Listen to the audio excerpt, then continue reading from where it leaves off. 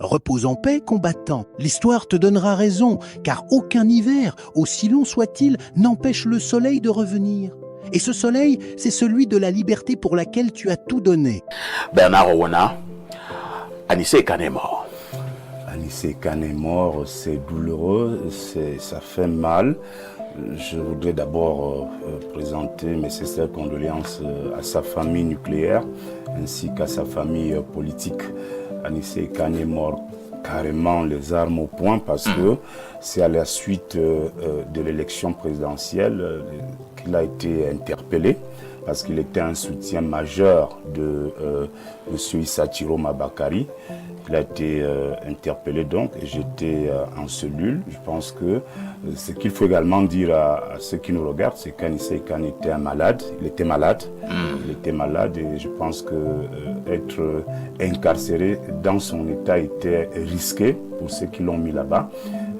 C'était risqué et malheureusement l'irréparable s'est produit ce matin. Je pense que cela doit nous donner des leçons, ça doit faire réfléchir plus d'un, parce que la politique, c'est un jeu. Et quand on est violent en politique, ça ne fait plus partie des règles du jeu. Ça veut dire qu'on pouvait toujours gérer Anissé Kane autrement, comme certains autres qui ont été arrêtés lors de cette élection. Je pense sincèrement que le président Biya doit insister sur l'apaisement. Insister sur l'apaisement, ce n'est pas pardonner à ceux qui ont voulu mettre le pays à feu et à sang, mais c'est essayer de jouer un peu afin que nous ne basculions pas vers quelque chose qui peut être irréparable pour tout le pays. Donc, toute ma reconnaissance à ce brave compatriote qui a été un militant très engagé en politique, plus de 50 ans déjà qu'il est engagé. Je l'ai beaucoup connu lors des années de Braise en 1992. Il était très actif avec Nijon Fundi, Ndamjoya et les autres.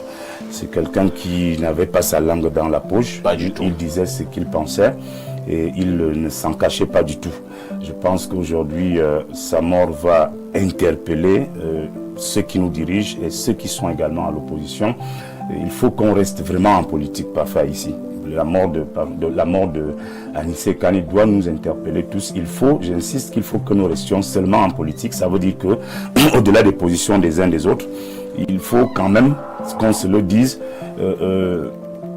Le professeur Abaouno, il est libre, par exemple, de supporter qui il veut. Tout à fait. C'est un citoyen libre, il est libre, il n'est pas obligé d'être dans le RDPC comme moi. Tout à fait. Il peut supporter Maurice Kamto, il peut supporter Issa Chiroma Bakary, mais dans le strict respect de ce qui nous permet de vivre ensemble, c'est-à-dire dans le cadre d'un État républicain, où il y a des textes, où il y a la loi, où il y a ceci et cela. Donc, c'est bien que les gens soient capables de sanctionner, de frapper fort, mais il faut toujours réfléchir parce que ce qui nous arrive là peut interpeller beaucoup de personnes. C'est une nouvelle qui glace le sang.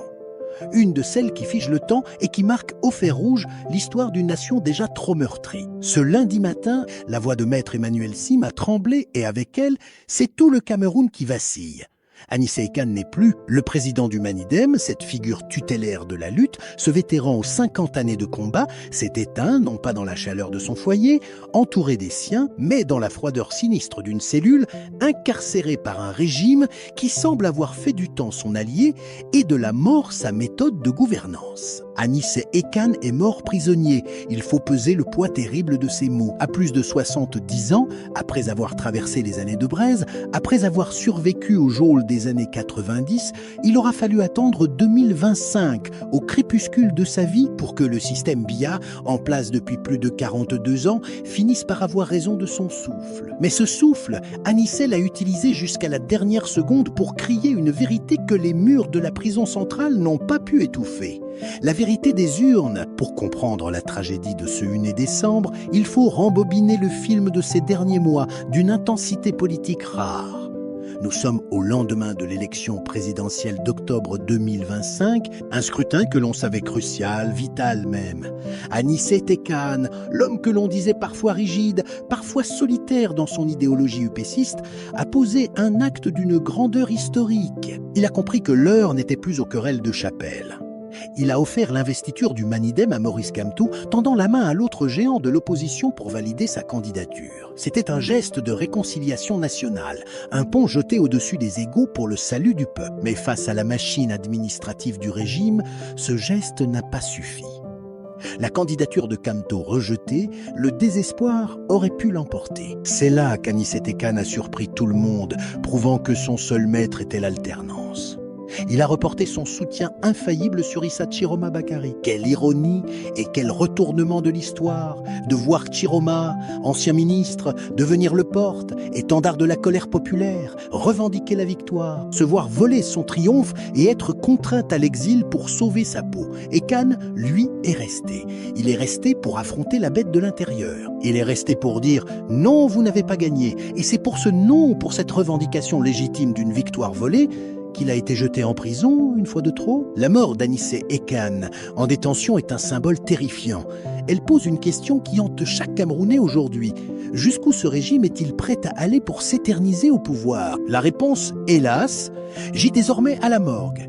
Il n'y a plus de ligne rouge, on emprisonne les vieillards, on brise les symboles, on criminalise l'opinion politique. Paul Biya et son clan, dans leur tour d'ivoire, semblent avoir décidé que le pouvoir ne se partage pas. Ils se confisquent, quitte à marcher sur les cadavres de ceux qui ont bâti l'histoire politique de ce pays. Et Khan voulait simplement que rayonne la justice.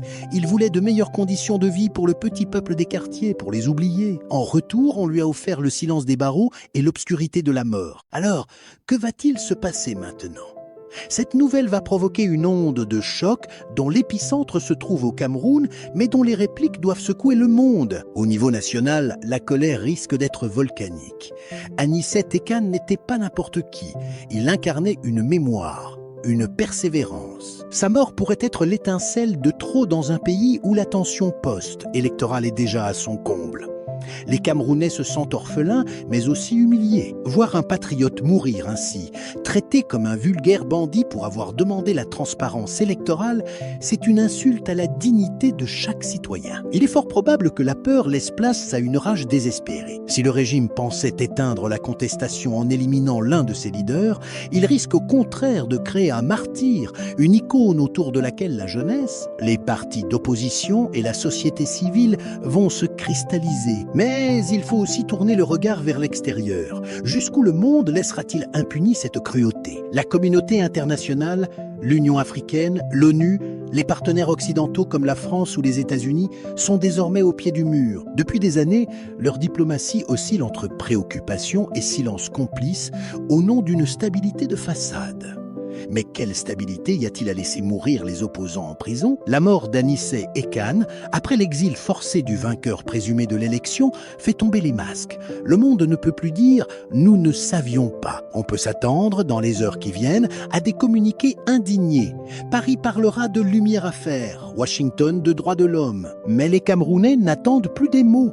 Ils attendent des actes, des sanctions ciblées, un isolement diplomatique réel, une enquête internationale indépendante sur les circonstances de ce décès. Si la communauté internationale ne réagit pas avec une fermeté absolue cette fois-ci, elle signera son acte de complicité définitif avec une dictature qui dévore ses propres enfants. Ce silence serait une seconde mort pour Anicet Khan. Aujourd'hui, l'analyse politique laisse place à l'émotion, mais elle doit vite redevenir combat.